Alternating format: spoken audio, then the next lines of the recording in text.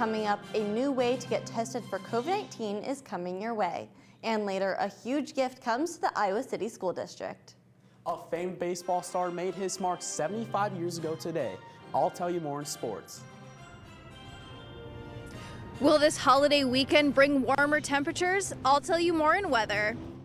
All that and more coming up on this Friday morning edition of DITV News. Don't go anywhere. DITV News starts right now.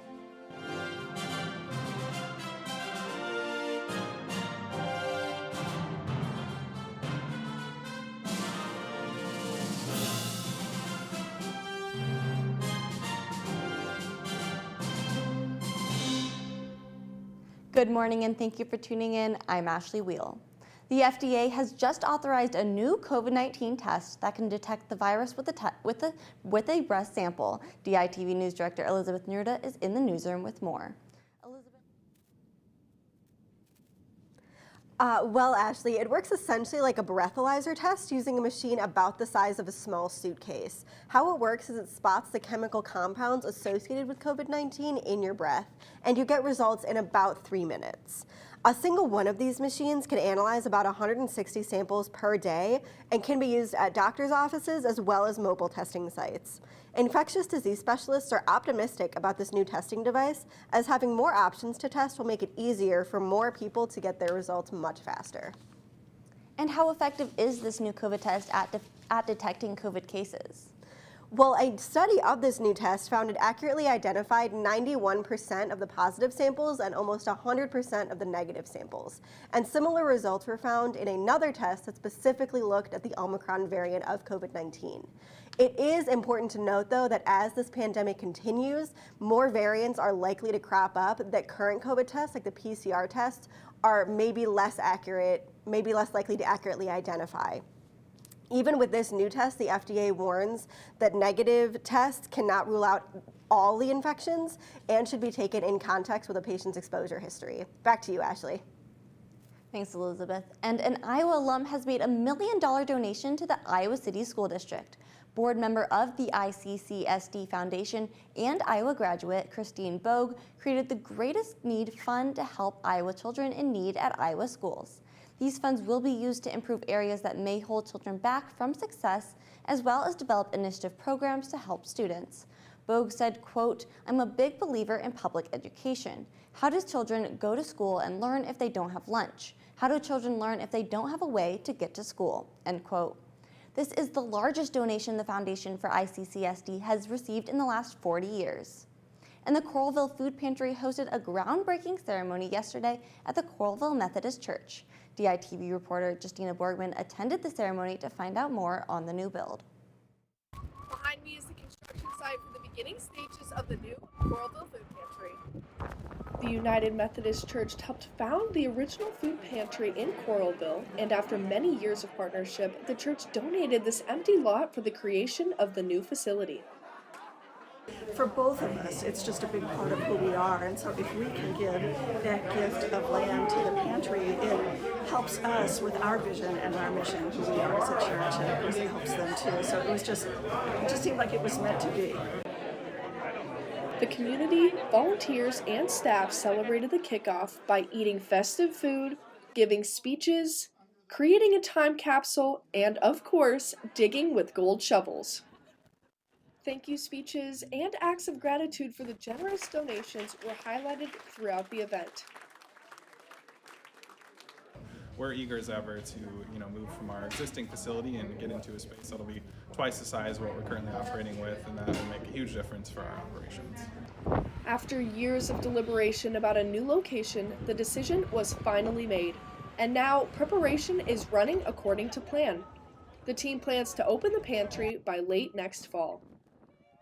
From Coralville, Iowa, I'm Justina Borgman, DITV News. Abby Finkenauer is no longer on the ballot for Senate this upcoming June. Finkenauer lost her place after not collecting 100 signatures in 19 counties.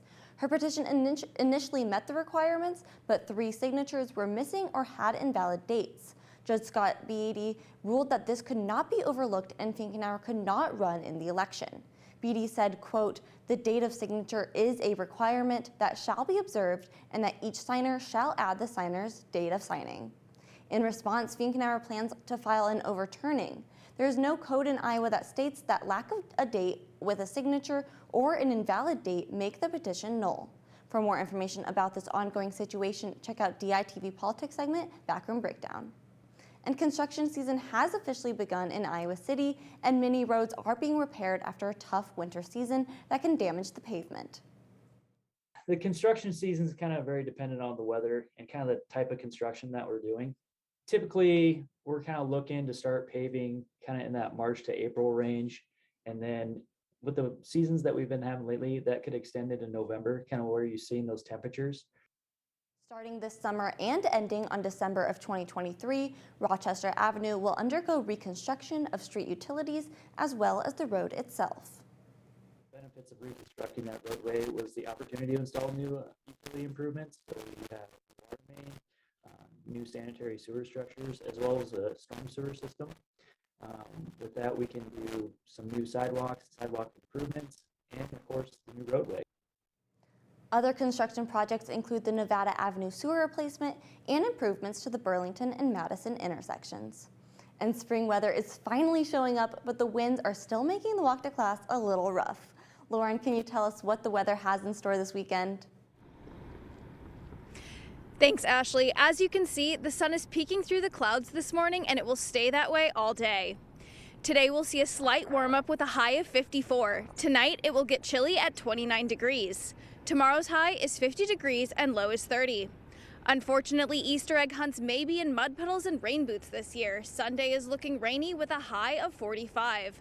Next week follows this trend. There will be cloudy skies and rainy days.